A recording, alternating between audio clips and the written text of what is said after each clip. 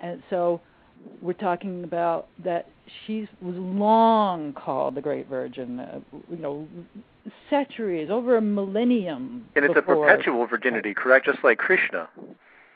Yeah. Krishna's well, mother. Yeah. Well, yeah. There's Devaki. an interesting. I explain that whole odd weirdness going on with the Krishna myth too, because there's all these people freaking out about that word. But of course. But yes, like the Virgin Mary, who gives birth but is considered a virgin, even though in the New Testament it says that Christ has brothers and sisters, and we know there's at least, Yeah. I love how people just miss that entirely. Yeah. It's just, yeah. That is well, amazing. There's at least 2 sisters, and there's 4 brothers. The 4 brothers are named, and so there's at least 6 other children. And the Catholic Church has, covered up this part by saying, well, they're cousins. They're cousins. Right, exactly. They're cousins. Oh, okay. Well, we'll just ignore them as cousins. Or they say the gesture of the brothers is these are they semantically manipulated, which is yes, that's right. Yeah. Or they were from Joseph's prior marriage. All of a sudden, Joseph has a prior marriage. They have to just keep adding to the story. Right, exactly. That's not in the Bible, though, so we can't talk about that. It's not ordained. So anyway, with the brothers and the sisters, the Virgin Mary, they talk about her as being perpetually virginal. And that, in fact, is an old motif too. And we have this discussion in Philo, and I go into great detail in Christ in Egypt about this virgin birth mystery in Philo, this ancient Jewish writer who absolutely had nothing to do with Christianity, except that Christianity apparently copied him almost whole cloth. Wow. But he certainly did not copy Christianity.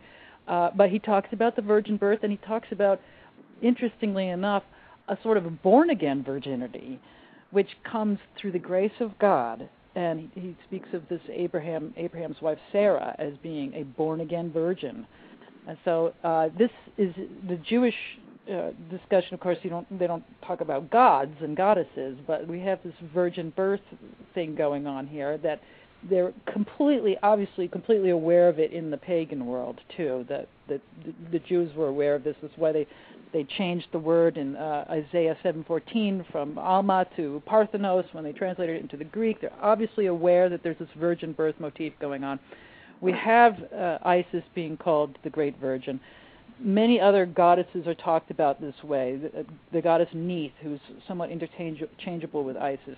We have on her temple at Sais, which is pre-Christian, where she talks about no mortal has lifted up by cloth, and this is an indication that she's virginal. She doesn't come out and say, I'm the Great Virgin, which Isis does at the temple of Seti I. But she does say, I am untouched, and yet I bring forth the sun, S-U-N. So this motif is there, and it's solid. Yeah. And exactly. yet, like I said, you can't just you have to point to these various elements of it. Right. You can't just say nobody sat down and wrote, well, look, this is like, let's say 200 BC here. Well, Christianity's going to come along, so I better write this beforehand. That, nobody thought to do that. They didn't sit down and say, let's prove that our thing came first because someone's going to come later and copy it and then pretend that we didn't exist. Right. I thought it would be great to find that. They'd have to be incredibly psychic, though. So. Well, let's. Is there anything else on the Horus subject that you want to address? Because there's that list. Maybe it's in front of you as well. But because we're moving quickly with time, there's all the other gods too. You can basically touch on whatever you'd like to with this list that the Zeitgeist let me look. has. Okay, let's see. The Horus was crucified business. Okay, now. It does give an indication, kind of a suggestion that he was killed that way, but you're giving a digest here. He wasn't really killed by being crucified. Now, we do have a pre-Christian, by the way, the Diodorus account of Horus being killed and resurrected, and Diodorus uses the exact term. It comes from the verb. Well, it's anastasis is the noun. That means to stand up again, to resurrect. He uses the exact term that is later used by Christianity to describe Jesus' resurrection. Wow. And he's using it to describe Horus's resurrection, and it's in Greek. Okay, so there's not even any translation problem going on here. Sure.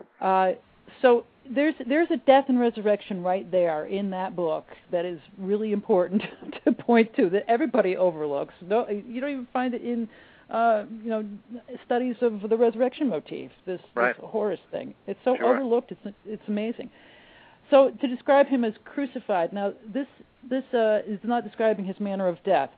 I have a whole article, and I did a radio show on this subject as well, that any other god that we describe as being crucified, for example, Attis has been termed crucified, and I found that irrespectable, the word used as the word crucified.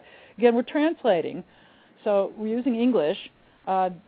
Horus in cruciform. These gods are being shown in cruciform. I go into great detail on these articles that I've written, and there's a long chapter on Horus being crucified in Christ in Egypt as well.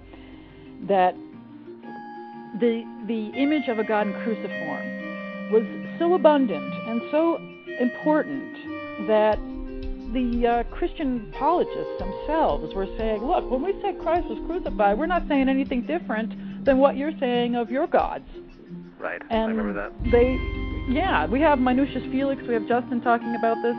I go into a lot of detail about that too in my writing.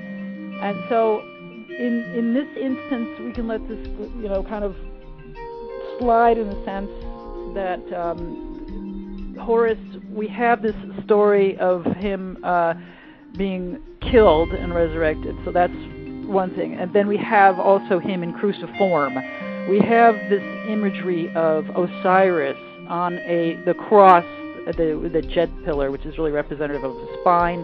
We have him with the Ankh, which is the crux ansata. It's a cross. We have Osiris in this form with Isis and Nephthys, who are called the two Merti, on either side of him. This is almost like a astounding parallel with Christ, with the two Marys on either side of him. I've got these two images juxtaposed. Right. And that's really the imagery we're trying to get across. Exactly. That this was copied whole cloth. And that if you were going to depict your God in cruciform, and you didn't want to be like, well, hey, that's just another one of the same that we've already got, then you might make up a story and say, well, he was thrown to the ground by Romans and put, actually tacked up onto a cross, which they didn't even do like that. They had this stake. They didn't necessarily put people in a cross shape like that. Right. So, but if you were trying to imitate, the whole point is that this motif of symbol. A god on a cross or in cross shape, this motif was very sacred prior to the Christian era. Hi, guys. What's happening? Were you out early today? Yeah. Oh. Family's home. I'd also add that it's the same motif that the Christians have around their neck right now. It's let's jump. I'm sorry, you can keep on your point, but I'd like to talk about Jesus for a moment and the lack of historicity of his particular character. Because I think that's also a point of contention that a lot of these debunking sites really have a problem with. So whenever you're ready. Okay. Yes. Say that again. I just get distracted. Oh, that's okay. I was discussing how the symbology of the cruciform is exactly what's around the neck of Christians today, because there's no evidence that Jesus Christ was even killed, or whoever Jesus was, Jesus Christ, of course, is a fictional name, was even killed in this particular manner. So would you mind talking about the historical Christ, or the lack thereof? Well, the lack thereof, since there is a lack thereof, that won't take very long. Yes. Well, this motif in Christianity, the God on the cross, was not even depicted in artwork until like the 5th or 6th century. Exactly.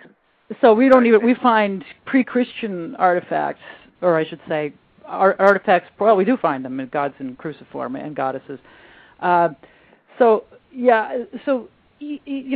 that is a kind of an erroneous concept. If